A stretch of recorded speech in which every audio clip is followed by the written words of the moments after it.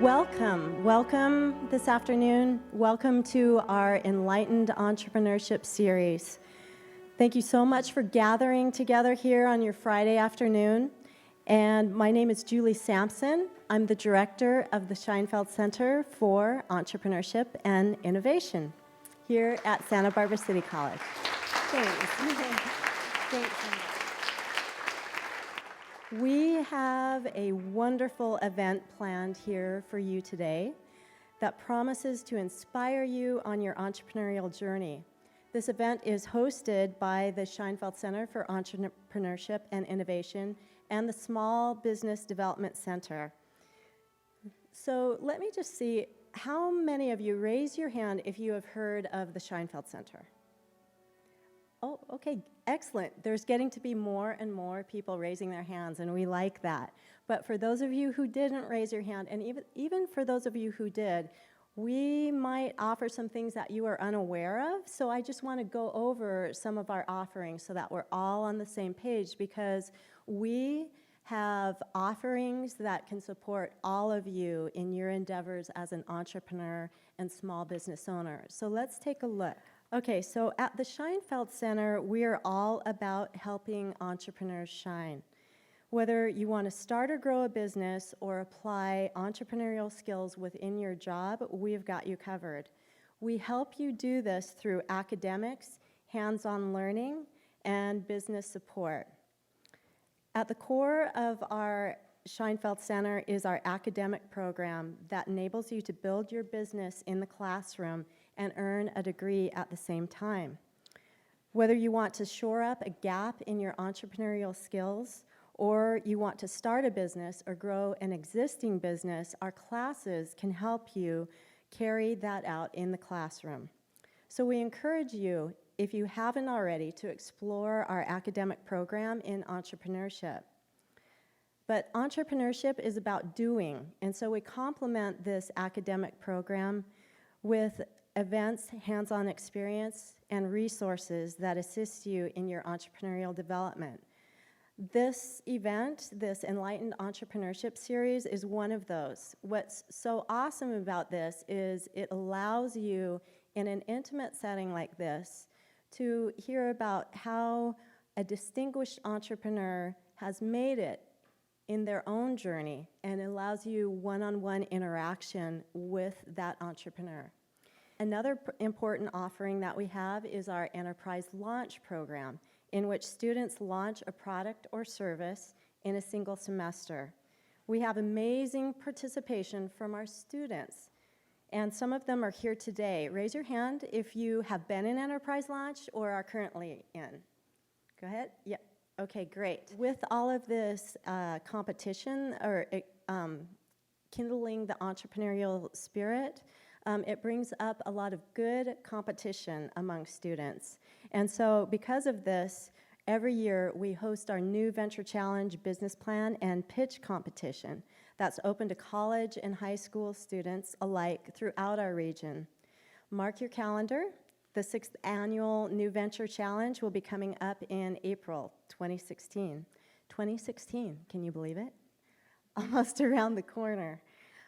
One of the greatest challenges that students have is bridging the gap between academics and actually working. So we help solve this challenge through our internship program. The Scheinfeld Center internship program provides opportunities for students enrolled in any discipline to undertake an internship focused on local and international business and entrepreneurship opportunities. We advocate for paid internships, and we advocate for real-life experiences that benefit both the business and the intern alike. We continuously maintain a great pool of interns and internship sponsors, and we encourage you to explore our program further. Come and see us at the reception. Finally, wrapped around everything we do is our Small Business Development Center, which is a community, state, and federally funded organization that provides no-cost business coaching and counseling to the business community and students alike. We are also a center for international trade development that helps businesses expand internationally. It's important for you to know about these resources and that they're available to everyone in this room and within our community. For businesses that need assistance with startup, financing, creating and retaining jobs, increasing sales, and expanding internationally, we can help you with that. Of course, none of this would be possible without the generosity of the late Jim Scheinfeld and his wife Elna Scheinfeld, who provided an endowment on which the Scheinfeld Center was started. This is Jim Scheinfeld at work in his day, and we are really fortunate to have Elna Scheinfeld with us here in the audience, here in the front row. Elna, let's give her a hand.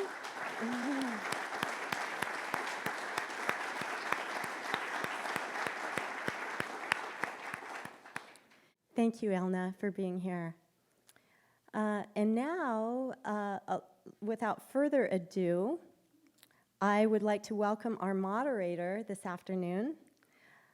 Does anybody know Business Administration faculty member, Dean of Business Programs, and founding director of the Scheinfeld Center for Entrepreneurship and Innovation, Melissa Moreno?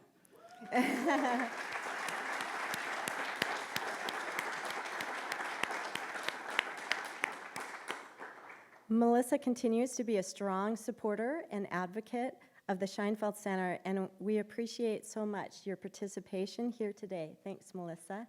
And now, with great pleasure, I would like to introduce to you our distinguished entrepreneur this afternoon, who is recognized as one of the pioneers of something we can all relate to, pre-washed jeans. Jean Montesano is well known as the co-founder of Lucky Brand Jeans and also the founder of 4 distinguished and successful restaurants in town, including Joe's Cafe, Tre Lune, Bucatini, and D'Angelo's Bakery. But that's not all. He is founder of Civilianaire Clothing, and also a boutique for men and women in Montesano carrying this clothing. He also recently launched a gelato company called Black Market Gelato. It's so good, it's hard to believe it's legal.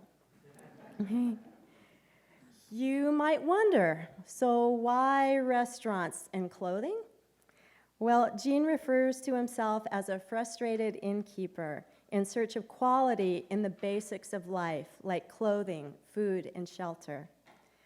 Let's hear more about his entrepreneurial adventure. Please give Gene Montesano a warm introduction.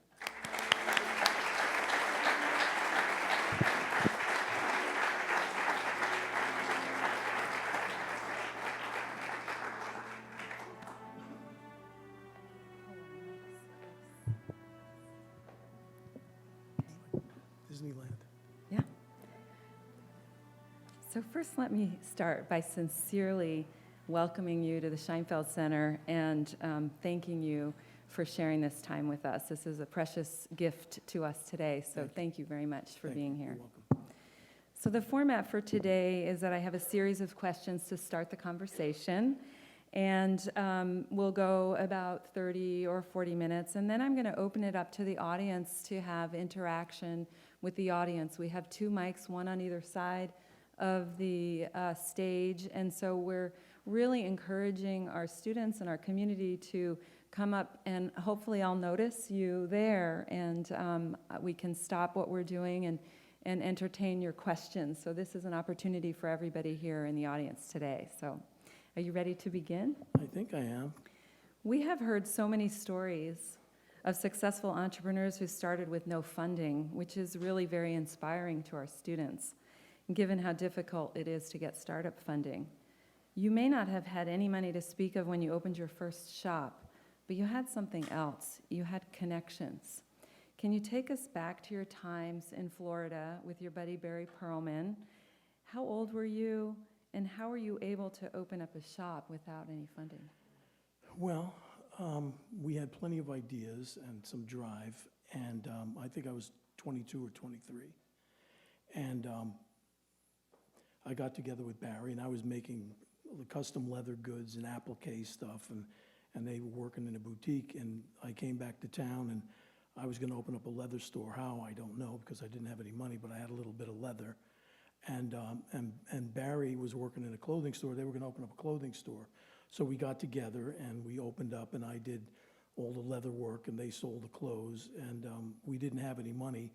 We had a couple of $100, but this is like 1974, you didn't need a whole lot of money. You needed some 2x4s, and so we built the store by hand and did everything but lay the carpet.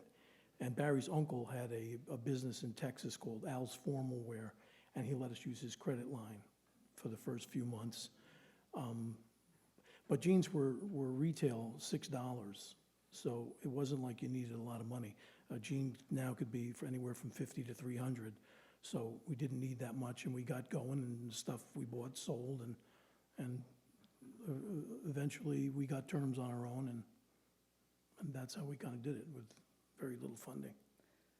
So I heard you spent some time in the laundromat with Barry. Can you talk about what that was like, what you were doing? Well, we were buying jeans, and, we'd buy, 60 pieces, and we'd go to the laundromat. A buddy of ours' father owned some laundromats. So we'd go with a bag of quarters and a few gallons of bleach and put some in, a gallon in that one and a half a gallon in this one and none in the other one, and throw the quarters in and wash the jeans. And we were like the only guys that had pre-washed jeans in all these different colors. So it was kind of innovative, and it enabled us to have something that nobody else had. So that was kind of the beginning of that. So you're the inventor of pre-washed vintage jeans. Yeah, I mean, that's a big statement, but I'll take a little credit for it. At least in South Miami, we were. Yeah. So what's the importance of connections? Do you still value having connections today, and can any entrepreneur survive without having connections in the right places? Well, I mean, it's in how you do business, and if you do business and you're honest about it, and you try to do it in the right way, you'll accumulate people and connections, and it's all in the way you treat them, and when you can help, you do, and they help you, and it becomes like a whole,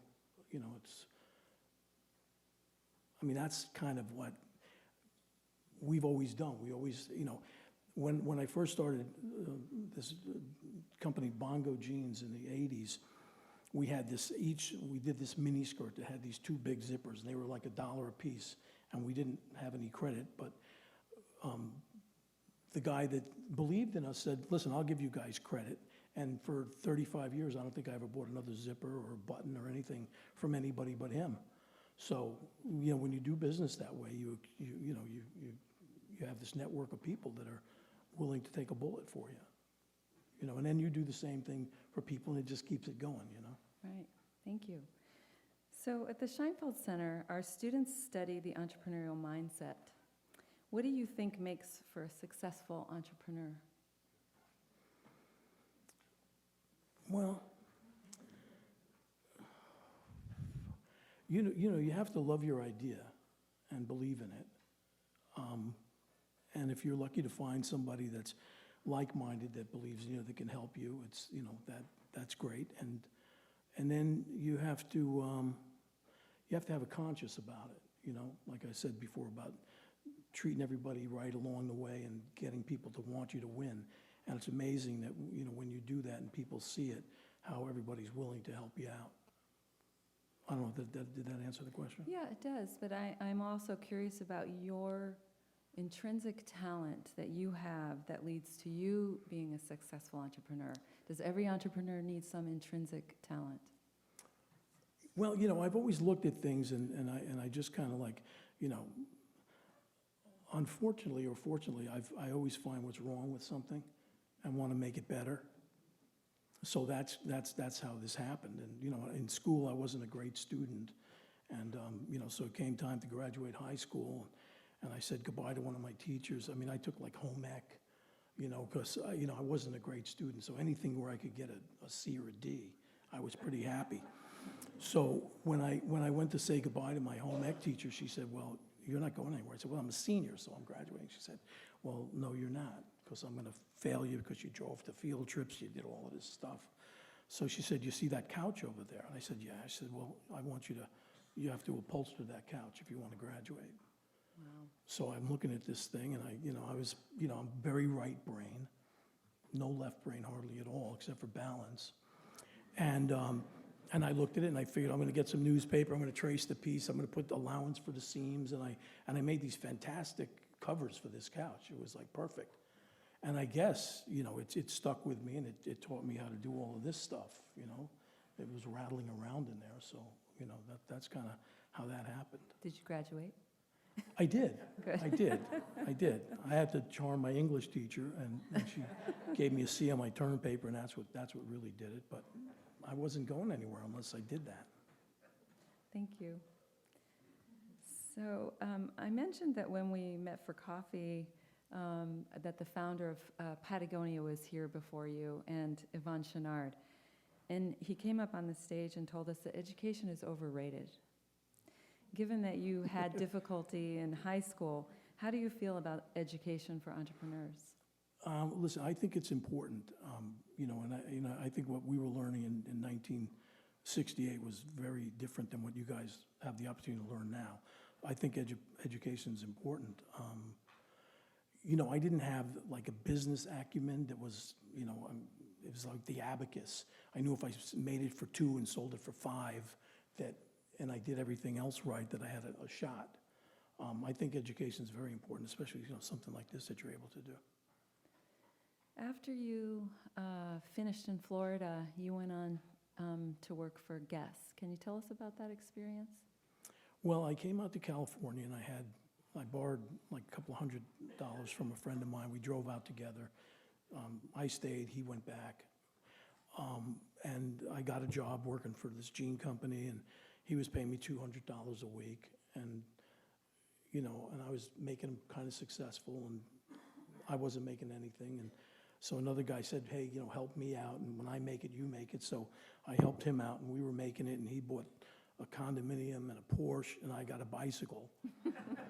So I said, well, this isn't working for me, so I'm going to leave. And he said, well, make a list of what you want to stay. And I said, well, why don't you make a list of what you want to give me to stay? So I left, and I got another job, and I worked for the Montesano brothers at Guess Jeans. And that's what really showed me that hard work definitely pays off. And because these guys, they came here, they had some money, they had success in France, and they came here, and you never saw anybody, no matter what time you got there, they were there, and no matter when you left, they were still there. And, that was a real fast horse to be on. So that was a great learning experience. And then I went to them and I said, look, this is great and everything. I was kind of like the fifth brother, because it was a small company. It was a couple of $1 million company. But I really wanted to be in business for myself. So I went to them and I said, look, I'm going to leave, and I want to be in business for myself. And I started Bongo Jeans, and that was really the thing that just kind of propelled me. I didn't have any money, and I knew this cat, Michael Caruso, and he was a good seller and had some money and went to University of Texas Business School. So I saw this could be interesting. So I asked him for a ride to work, and he picked me up, and I put the idea of Bongo Jeans in his head, and he called me a week later and said, let's try it. So we tried it, and it just took off, and the rest is history. So he was the business mind, and you were the creative person in that partnership? Yeah. And for those of us in the audience, or those of you in the audience that aren't old enough to remember Bongo Jeans, I remember Bongo Jeans. They were most popular jeans in the early 80s. Yeah, it was very successful. Pretty big.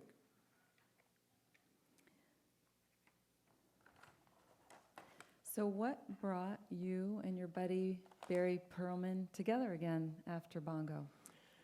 Well, we remained good friends, and I would always say, you got to come out here, because this is, everything was being made in Los Angeles. You could do anything. You could make pants, shirts, dye things. It was incredible. It was like, so I said, well, come out. We'll start something. We'll start a men's shirt company. We'll start a kids company or something. Just come out. So he came out, and we started.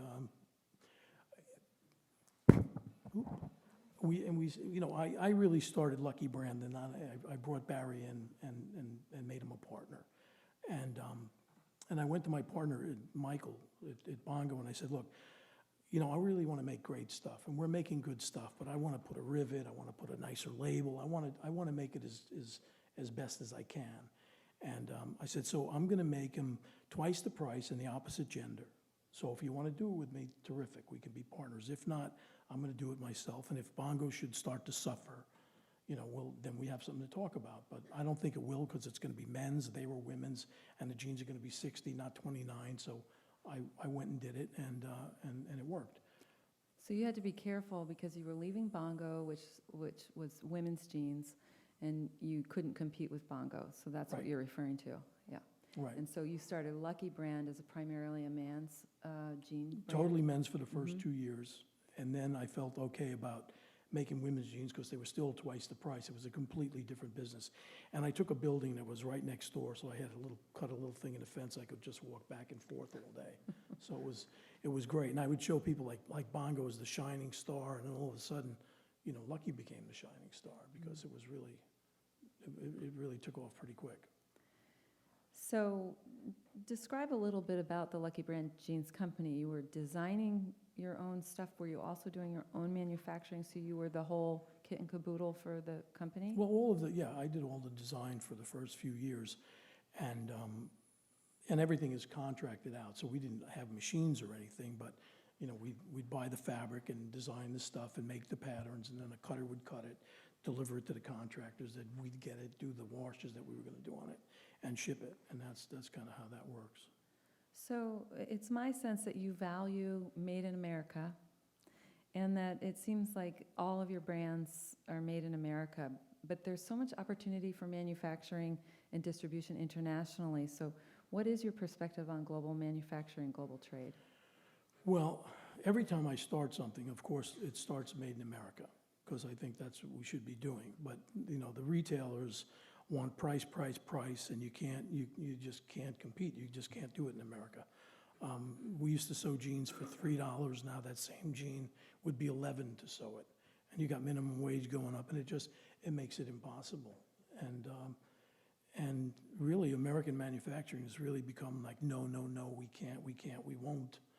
That's why all American mills are gone, because their numbers have to be so high. If you wanted to buy some as 10,000 yards of a color instead of 1,000 yards, and be able to put people in business, because the minimums were small. Everything was geared to Levi or Wrangler or Lee. So it was very difficult. And now it's like impossible. You got to buy piece goods from wherever you can.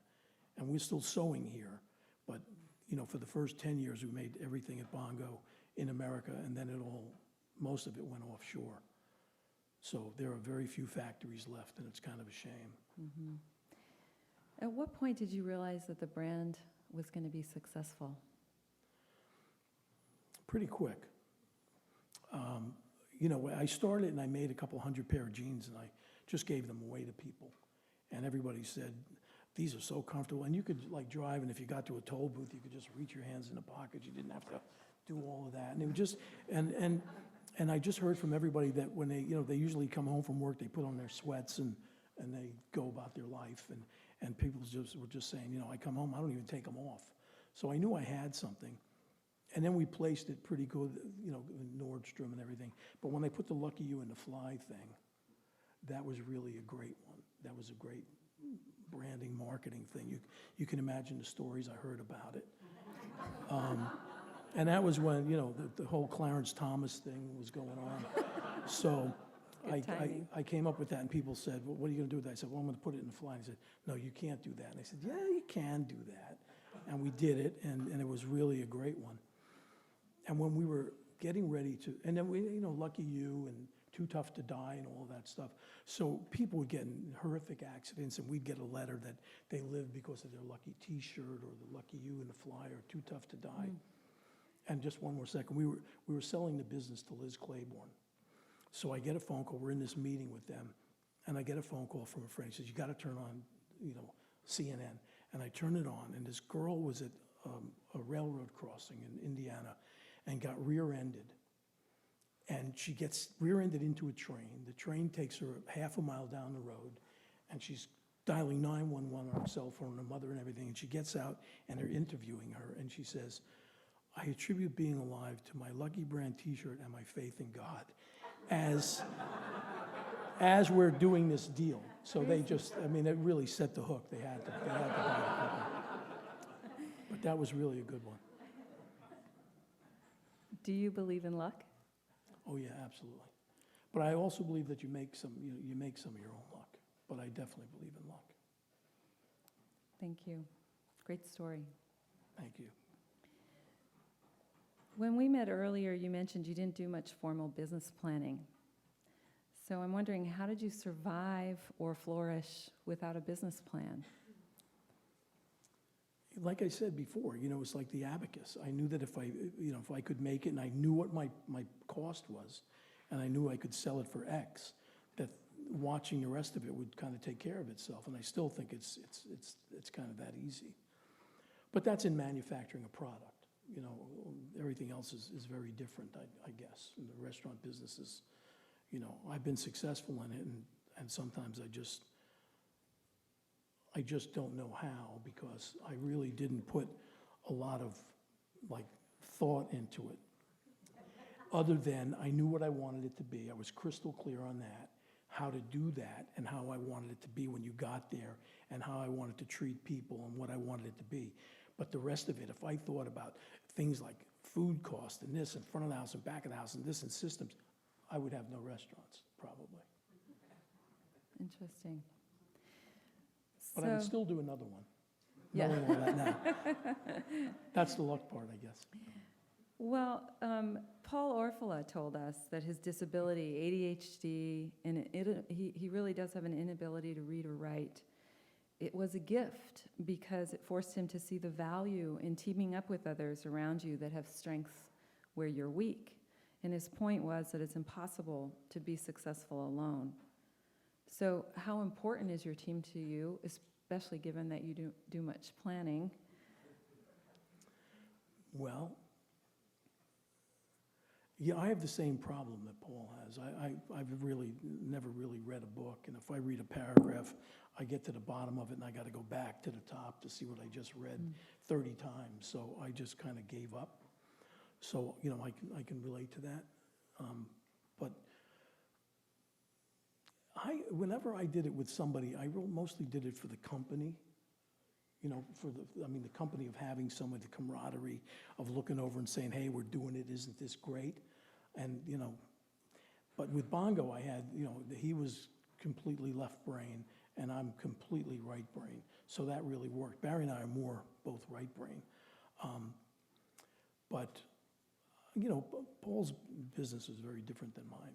I can make this thing that can turn somebody on, and they're going to go buy it, or make something that tastes great and it feels good to be there, and people are going to react to it. Kinko's is a very different business. If you want to buy loose leaf paper, you can get it anywhere. So it's kind of a different business, Right. So really, for you, it's the creative part. You talked about the packaging. And everything, all of that stuff. If you go to Joe's, I just put a shot glass on the walls with all the locals and a brass thing underneath the shot glass. That's not about me. That's about you all and our appreciation for you being, a loyal customer and stuff. And, at Trey Lune, we did a wooden chair with your name on a little brass thing. And that's, people, they want to know that you care, and we do care. I definitely do care about every little detail. And people can relate to it, and they want to come back. And you open a restaurant, you take this box, and you go in there, and if you had time-lapse photography, you see a bunch of contractors going in and drywall going in, and then all of a sudden they're coming out, and people going in 2 and 3 times, a week or 5 to whatever the number is, and you create this thing, this habit for people that they want to go there, and they want to start their day off with a coffee or finish it with a drink or having dinner, and it's such an incredible thing to do. So, I love it. That's great. I don't know if that answered the question because It did, thank you. Okay, good. Is there any one person in your life that mentored you or provided entrepreneurial inspiration to you? Whew. Maybe Elio Fiorucci. He was a great merchant, and he just passed away recently at, I don't know, well into his 80s, and he always remained a child. And he really started a huge fashion thing in the 70s and went on till all the way to now. And he was an incredible guy and just a kind and gentle guy and really still a child. I saw him at a show, and he looked at every little booth and every little wind-up toy from Japan, and he was like so into every detail. And he had a store in Milan that was crazy. It was 3 stories on Piazza di Babila, and he started with all the guys, Replay, Diesel, all of those guys, all were kind of inspired by him, and me included. So I guess probably him. Today, you have your hands in the restaurant business and again in a brand of jeans. Why did you transition into the restaurant business when your expertise was in retail? And I'm very curious how your retail talent transfers to the restaurant business. I got into the restaurant business because I was redoing a house in Los Angeles, and I had no kitchen for a while. And I was traveling to Europe a lot in the 80s, and I was going to Italy mostly. And the food was incredible. And when I came back, my partner Barry had just moved out here, and he took me to this restaurant that opened up in the neighborhood called Farfalla. And I went in there, and the place was the size of this chair. I mean, it must have sat maybe 8 people or something, but the food was incredible. And I was starting to make some money, so I said, listen, Giancarlo, if you want to open up, another restaurant, I'll put up the money. So we opened up a few. We opened up in Aspen in Miami and one on La Brea in LA. And I did that for a while, and I just liked it. I liked being an owner of a restaurant. I love food. And then I got out of that business with them, and I moved up here, and I bumped into one of our chefs, was working at, I think, Panevino, Dario. And I said, hey, I'm moving up here, and I might like to do another restaurant. So we opened up Bucatini, and then shortly after we opened up Cadario, and then I just liked it. And I didn't want to go to the same restaurant for the same food every night, so I liked having my own. Of course, I could have it exactly the way I liked it. No, it's the truth. And then, I wanted a place where I could go for breakfast, where the coffee was the way I liked it, because I think most coffee's like just weak, and I like real coffee. So I bought D'Angelo and made that what I wanted it to be. I mean, I liked it before, but I think it could be better, and I think I made it better. And it reminded me of New York and sitting outside, and there was always like a bohemian crowd, which I kind of liked. And then, I would go there, and in the morning someone would be sitting next to me, and they'd say hi, and then the next day they'd hand me an envelope, wanted me to back them in something. So I stopped going to D'Angelo, and I opened up Tre Lune in Montesano. And that was a place I went to, but they made me crazy because it was so complicated just to have a coffee. So I started doing breakfast at Tre Lune. And, for a year, I almost bled to death because 2 people, then 6 people, then 8 people. Now you can do 100 customers. So it's another thing about the business, that you have to be able to have some staying power or the will to do it when it's not working. So that's how I kind of got into it. I wanted to have a place where I could go for a steak. So I thought, I did Lucky's. And, and it would be a place where we could go that was kind of rat-packy, where all of our friends could hang out, but go for a really nice dinner and a good steak. So we did that, and that took off, and it worked, and it's still going great. And, so I like the restaurant business. Do you pay attention to setting a culture in a company? Like A culture? Yeah, like. Oh, yeah, absolutely. So tell us about what your values are as a business owner. Well, we touched on it before, treating everybody right, and just, and having a nice culture.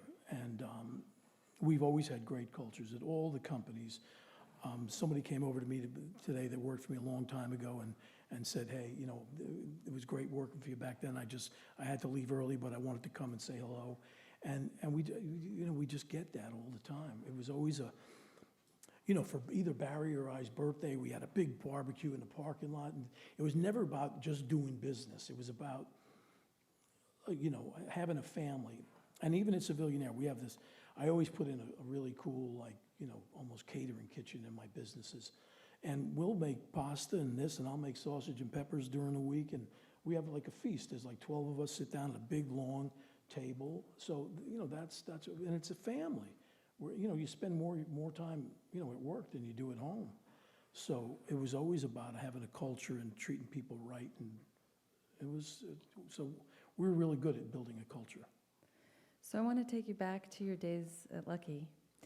And, we tell students that the longer you hold on to a business, the bigger the risk it is for failure. Mm-hmm. Did you ever have any moments in that 10-year period that you thought that Lucky was going to go downhill? Did you have any bad moments that you want to share? Mostly we just wanted to make it right. So we got to the point, we were probably a $60 million business and had 8 stores. And I said, look, we're going to get to the point where we don't know everything, and we need to find a strategic partner. So a buddy of ours made an appointment with the people at Liz Claiborne. They were very interested in buying us. And so they did, and we made a nice hit. And then we had a 5-year contract. So we stayed for that. And I stayed for another 5. I stayed 10 years after I sold the business, which was probably pretty crazy. The first 5 were great. And then they brought in a new guy. And the great thing about doing that deal is that Paul Sharon was the CEO, and he said, I need you guys to be our cowboys on the West Coast, so when we push, you push back. So we always pushed back. Then the culture changed there, and the new people didn't believe in founders, and they didn't believe in this. And then when 2008 happened, the world crashed, and they kind of blamed us for it. So we were kind of gone like a year after. And so in retrospect, I would have still liked to have owned Lucky Brand, and probably whatever money they paid us, we would have made, and stayed more connected. So I think it was kind of a mistake to sell it. Interesting. Yeah.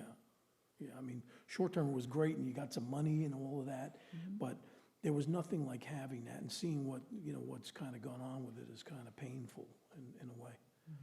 And the culture that we had was so incredible, and that's not what I hear. So that's kind of sad to see all these people wind up somewhere else, and it just the whole thing kind of crashed. Well, it was bought by a very large corporation, and so that kind of tends to happen. Yeah, it was, and they were good for a while, and the new people that bought it are really fantastic people.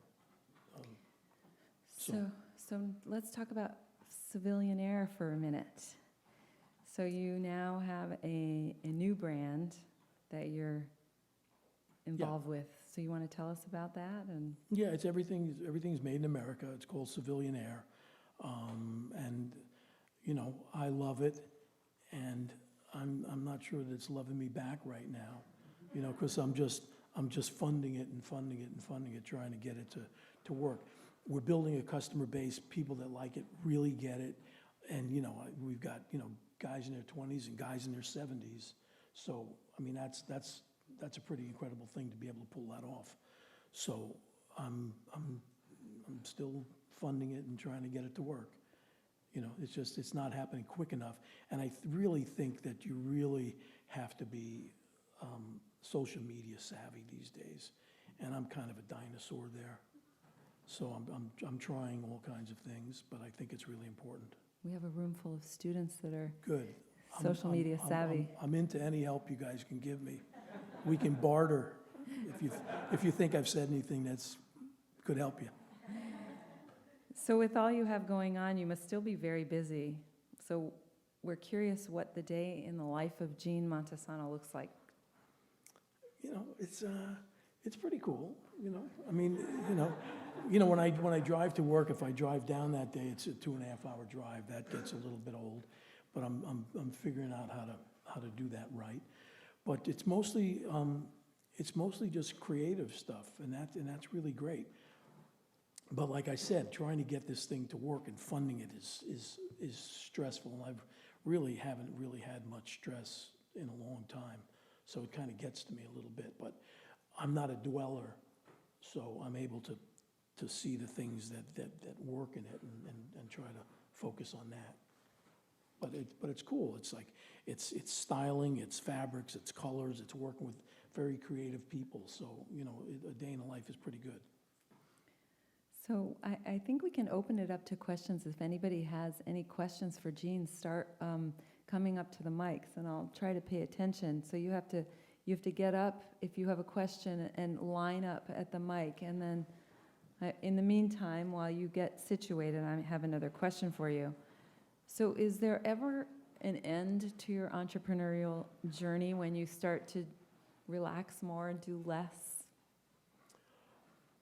Well, I couldn't ever imagine not doing what I do. You know, and maybe I'll do it like this gelato thing. It doesn't take any of my time. So I think I can do more things like that where they don't take my physical time, because, you know, I am getting older, and, you know, and it's just, I don't want to beat myself up as much as I have. So, but I'll never stop, you know, especially local stuff. Is much easier. But I could never stop being creative and having an idea and wanting to do it. I mean, I think that would be the end of me. Go ahead. Hi. How you doing? How and when did you know to sell Lucky?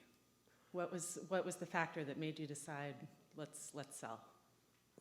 You know, I thought that we didn't really know how to take the next step. You know, we needed help in retail and operations and everything, and manufacturing in other countries, because it was starting to get bigger. So we didn't, you know, we didn't know we knew as much as we did. So we sold a part of the business to them. And they said, we have 350 stores and just plug in, and we're sourcing in 21 countries, just plug in. So we sold the business and we plugged in, and it was a different frequency, so that didn't work. You know, we were sharing some of their field managers, and I'm standing in the store one day and I'm hearing her tell one of our customers, well, I don't know why you would do this. You could buy a pair of Levi's for $19.99. So I called the CEO and I said, Guy, I mean, I'm plugging in. I got your people telling me why they don't understand. You could buy it for $19.99, and sourcing in other countries where they never made anything that they washed. We dye things, we wash things, we do so many things. So we had to go to these 22 countries and find the right factories or train the right factories to do it. That's why I said it was kind of a mistake. But we got to the point where we thought we needed help. And we thought that these guys could help us, and they did, in that they gave us some money. And they loved it, and they really tried. They wanted to help, but the help kind of was difficult. Do you think it's a gut decision, though, deep down? Like, I'm 10 years into my business. I've had 3 offers to buy and have walked away from like end of the deal just because in my gut I knew it wasn't right. Well, maybe later, if you want, we could chat about that for a second. Tell me what your business is, and you know, if they're like-minded people, you know, you don't want to get into business with a shark or someone that's going to steal your business from you. And, you know, so there's all kinds of people out there. So I think that would be a better Q&A kind of thing. Thank you. The great baseball manager Leo DeRocha once said, nice guys finish last.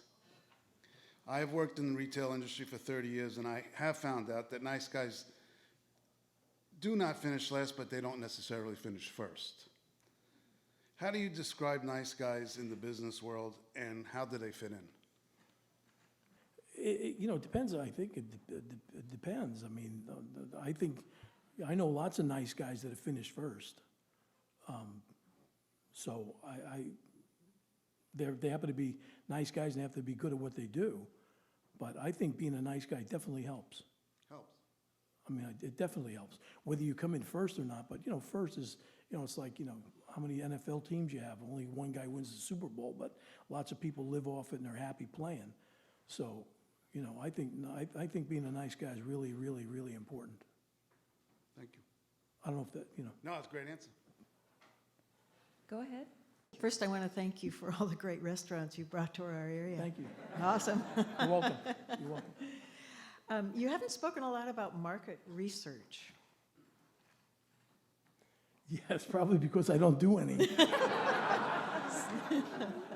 Well, that's really interesting because it's a place that has sort of stopped me from doing something that I feel very strongly about, and I like what you said about you're in love with your idea. Yeah, I mean, I've done like no market research on anything. You know, I just, you know, listen, I think if you love something and you know, you're not some crazy person and you like something and you believe it enough, chances are there's a whole bunch of people that feel the same way about it that you do. So, you know, I mean, I love that. I think, you know, have at it, unless it's some crazy idea, just give it a shot. I actually don't think it's a crazy idea at all, and I Yeah, do love it. so, The other question then is, like, often you hear, there's a sort of phrase now about mean and lean and a lean start. I have a sense of starting bigger, of doing it as big as I possibly can. Do you have any sort of, what did you think when you were launching something? I'm going to kind of bootstrap it, or Well, I'm you going know, to do it, I'm going to... well, like I said, when I started Lucky Brand, I made a couple hundred pair of jeans and gave them out. So while I don't know what it is that Yeah. you want to do, there's always a way to test it, you know? So, I mean, and if there's no market research on it, maybe you've discovered something that no one else has, you know? So I think have at it, but don't get yourself in trouble. Yeah, yeah. Right? Thank you. Thanks. Thank you. My pleasure. Well, when you say you gave your blue jeans away, that was your market research because everybody loved them. So you kept manufacturing more of what people wanted? It wasn't, it would have been market research had I made them, gave away to see what people thought. That's not what I did. I gave them away, and people came back and told me it was great, but that's where I was going. So, you know, it wasn't, or I would have made 5 different styles and given them away and said, get back to me and let me know. It was just, I made them, I thought they were great, and I was, you know what I mean? So Yeah. it was, I guess it was market research, but Well, it turned into market research unintentionally. yeah, yeah, okay. Obviously, you're a really busy person. You got restaurants, clothing. Any of us that have to get something started, we have to make a living. A lot of you guys are young. You don't have to deal with it yet, but you have families and kids. How do you juggle your time to get everything done that needs to be done? Working for a living, 40 hours a week, and then you want to start up something. How do you juggle the priorities on what should be done and what needs to be done? Well, luckily, things are going well mostly. And if there's not, then I've got some work to do, and I try to react real quick and get it corrected. So there's only X amount of hours in the day, and I sleep some. And I really only put out fires when there's fires. And I have some pretty good people with me, so the fires we keep to a minimum. And that's how you do it. There's only 24 hours in a day. So, the restaurants are all kind of run themselves, and, if you get a bad egg, you got to fire them, or if the food's no good, you need another chef. But, and I fly pretty low to the ground, but I'm really not hearing too many problems, and I've got good help. Johnny's fantastic. He helps me a lot. And I've got reports that I can just, at night, I can just take a look at what everybody did and read reports of what went wrong and what went right. And if there's something wrong, we get on it right away. And if there's not, I don't have much to do. It's really kind of as simple as that. For me, anyway. So a lot of it is having good people that can do these things for you, or you can just Yeah, do the higher level stuff. Yeah, it's a combination. I think your idea's got to be good. You have to be crystal clear on what it is, give them the tools to do it, and people that care enough to do it, and that don't have their own agenda. And I think it's that, the clearer you are, the clearer I am, I think the better it is for everybody. And I'm not saying I could do it on my own. I can't. But I think that you've got to be clear, and I'm pretty clear. I know what I want pretty quick. So as long as I'm getting it, I'm good. I may be the only person in You the look room who familiar. doesn't know. What is Civilian Air? Men's and women's clothing, very casual, made in Los Angeles. You know, the range is pretty broad. It's basics. You could buy it today and wear it for 25 years. And if that's your style, you're never out of place, you know? So it's just really right down the middle. I'm going to look for it. Thank you. Yeah, check it out. It's a couple doors down from Tre Lune in Montesano. Give us out some of that and we'll wear it around for you. What is that? She asked you to give it away and they'll wear it around Oh, for yeah. you. So I just have a couple more questions. One is, what are your thoughts on philanthropy? I know you started the Lucky Brand Foundation at some point, and what do you feel is important for entrepreneurs to know about giving back once they've made it? You know, it's just karma. You know, you gotta help whenever you can. You know, and the Lucky Brand Foundation, we raised so much money for kids that, you know, Association for Children with Down Syndrome, Children's Hospital, cleft palate, and all kinds of things, rheumatoid arthritis. We built a camp with a pool in Philadelphia for these kids to have that. That's very rare skin cancer where they can't be in daylight. So we built them a swimming pool and a camp, and it was really great stuff. It was really great that we did that. And I think, you know, like I said, you make your own luck, you know. So I think wherever you can help, you should help, you know. Anyway, it's not about tooting my horn or anything. Approximately how many new ideas do you have floating in your head right now? You know, kind of, you know, well, first of all, in our business, we have to have new ideas every day. So a lot of that. But other things that little things I'd like to invent. Like 10 new things are floating in your head right now? Like what? 10 I new have ones? one that I really want to work on. But you can't tell us. No, I really can't. Because it's probably like her idea, it's probably so simple. And I'm sure there's no market study done on it. But it helps you eat. So I think you started to touch on this a little bit in the beginning, but I wanted maybe a little clarification. I think there's a lot of people who have great ideas, and I bet a lot of the entrepreneurial students have wonderful ideas, and there are also people who have access to a lot of funds now. But what is it that actually makes an entrepreneur successful with those elements? What do you think it is that sets you apart from people who have those good ideas and may even have the funding to back it up? You know, I think I've been lucky, and I think I've been lucky enough to go into something when all the planets were aligned. I'm sure there are people much better at all the businesses that I'm in that haven't had the success.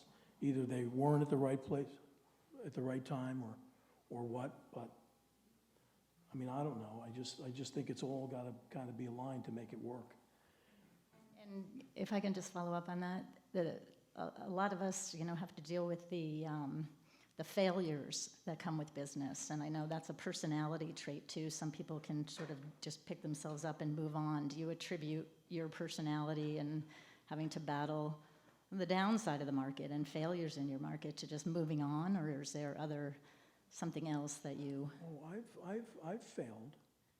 You know, I've failed How plenty. do you move on from those failures? How do you just- pick well, yourself up and keep going?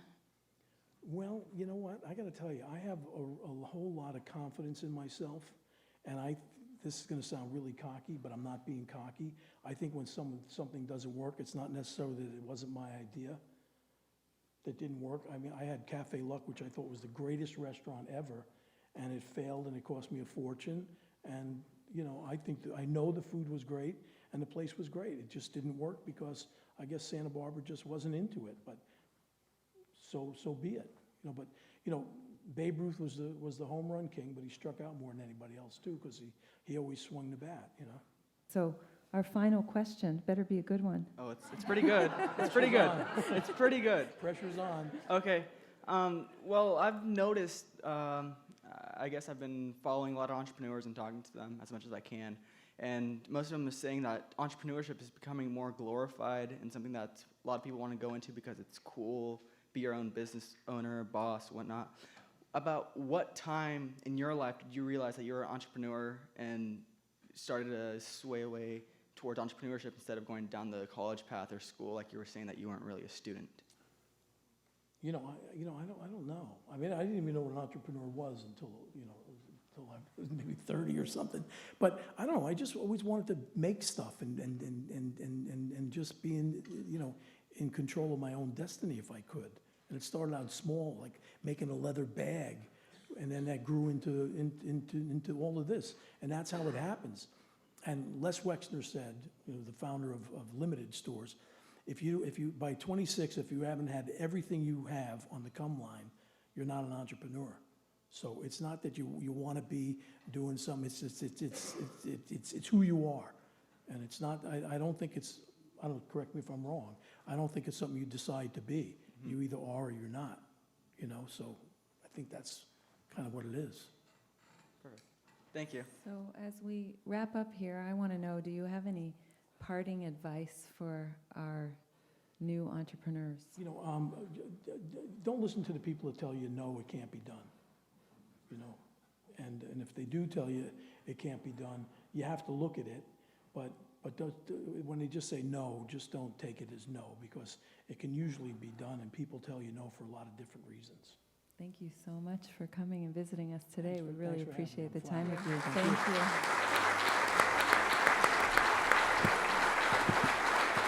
Thank you, everybody.